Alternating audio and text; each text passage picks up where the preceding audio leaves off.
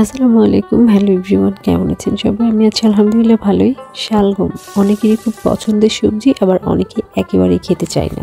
অপছন্দের সবজিও কিভাবে খুব মজা করে রান্না করা যায় সেই রেসিপিটি আজ আপনাদের দেব। শালগম কেটে ধুয়ে নিয়েছি, সাথে নিয়েছি দুটো আলু, নিয়েছি 1 কাপ পরিমাণে মসুর ডাল এবং মুগ ডাল। হাঁড়িতে খাবার তেল দিয়ে নিচ্ছি। এবার দিচ্ছি এখানে রসুন কুচি, একটু ভেজে নিয়ে এখানে অ্যাড করব পেঁয়াজ কুচি। এবার রসুন এবং পেঁয়াজগুলো খুব ভালো মতো তেলের মধ্যে একটু ভেজে নেব। পেঁয়াজগুলো যখন একটু পিঙ্কিশ টাইপ হয়ে আসবে তখন এখানে খানিকটা লবণ অ্যাড করতে হবে। এরপর গুঁড়ো মশলা অ্যাড করছি, দিয়ে দিচ্ছি হলুদ গুঁড়ো, খানিকটা কাশ্মীরি রেড চিলি, আর দিচ্ছি ধনে গুঁড়ো এবং জিরে গুঁড়ো। এবার খুব ভালো মতো মশলাগুলো কষিয়ে নিতে হবে। মশলা কষানো হয়ে গেলে এবার এখানে শালগম এবং আলু একসাথে অ্যাড করে দিচ্ছি। এবার খুব ভালো মতো মিক্স করে নিচ্ছি এবং মশলার সাথে সবজিটি সুন্দর মতো কষিয়ে নেব। প্রায় 5 মিনিটের মতো মশলার সাথে সবজিগুলো সুন্দর মতো কষিয়ে নিতে হবে, একটু ঢেকে কষাতে হবে। এখানে কিন্তু এখনো কোনো পানি অ্যাড করা হয়নি, সবজি থেকেই কিন্তু কিছুটা পানি বের হয়ে আসবে। 5 মিনিট পর এখানে কিছুটা পাঁচফোড়ন দিয়ে আবার ঢেকে অপেক্ষা করব 4-5 মিনিট। এই যে সবজি থেকে অনেকখানি পানি বের হয়ে এসছে, সবজিগুলো 40% পর্যন্ত এভাবেই কুক করে নিতে হবে।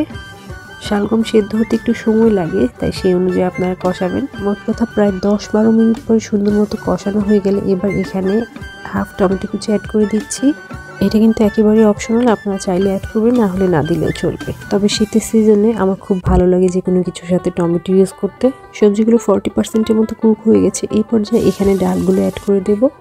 আমি মসুর ডাল মুগ ডাল দুটোই মিক্স করে নিচ্ছি, আপনারা চাইলে যে কোনো একটা ইউজ করতে পারেন। এবার সবজির সাথে ডালগুলো ভালো মতো একটু মিশিয়ে নেব। ডাল এবং মুগ ডালের এই কম্বিনেশনটা কিন্তু একদম বেস্ট হয়। আপনারা যারা এখনো এই রেসিপিটি ট্রাই করেনি তারা অবশ্যই এই রেসিপিটি একবার হলেও বাসায় করে দেখবেন। ঢাকনা দিয়ে 5 থেকে 7 মিনিট অপেক্ষা করছি। 5-7 মিনিট পরে আমি ঢাকনা সরিয়ে দিয়ে লবণটা একটু চেখে দেখব। লবণ কম মনে হয়েছে মনে হলে অবশ্যই এই পর্যায়ে অ্যাড করতে হবে।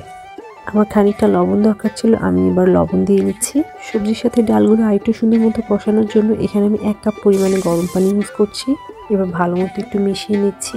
মশলাটা একটু সুন্দর মতো কষিয়ে রান্নাটি করতে হবে। শালগম কিন্তু আমি কখনোই খেতাম না, কিন্তু এই রেসিপিটি ফলো করার পর থেকে কিন্তু আমার কাছে ভীষণ ভালো লাগে। খুব ভালো মতো কষানো হয়ে গেছে। এই পর্যায়ে এখানে আমি ঝোল অ্যাড করে দেবো। যে পরিমাণে ঝোল রাখতে চান সে পরিমাণে অ্যাড করবেন। যেহেতু ডাল দিয়ে করছি আমার কাছে মনে হয় একটু ঝোল বেশি থাকলে ভালো লাগবে। এভাবে কষতে কষতে কিন্তু ডাল এবং সবজিগুলো অনেকটাই সেদ্ধ হয়ে যাবে। এবার জাস্ট ঝোল অ্যাড করে ঝোলটা কিছুটা কমিয়ে নিতে হবে। একটু নেড়ে ঢাকনা দিয়ে দিচ্ছি, ঢেকে অপেক্ষা করছি 10 মিনিট। ঠিক 10 মিনিট পরে ঢাকনা সরিয়ে দিয়ে এবার এখানে অ্যাড করে দিতে হবে 2-3টি কাঁচামরিচ। ঝাল কিন্তু একেবারে আপনাদের উপরে, আপনারা যে পরিমাণে ঝাল খেতে চান সেই অনুযায়ী অ্যাড করতে পারেন। এবার দিয়ে দিচ্ছি ধনেপাতা কুচি। শীতের সময় যে কোনো রান্নায় আমার ধনেপাতা ইউজ করতে কিন্তু ভীষণ ভালো লাগে, খুব দারুণ একটা স্মেল পাওয়া যায়। ধনেপাতা দিয়ে আমি এবার ঢেকে 5 মিনিট অপেক্ষা করব। 5 মিনিট পরে আমার রান্না শেষ, চুলোর আঁচ নিভিয়ে দিয়ে অ্যাড করে দিচ্ছি কিছুটা পেঁয়াজ বেরেস্তা। ব্যাস হয়ে গেছে আমার আজকে শালগমের রেসিপি। কেমন লাগলো জানাবেন সবাই, ভালো থাকবেন।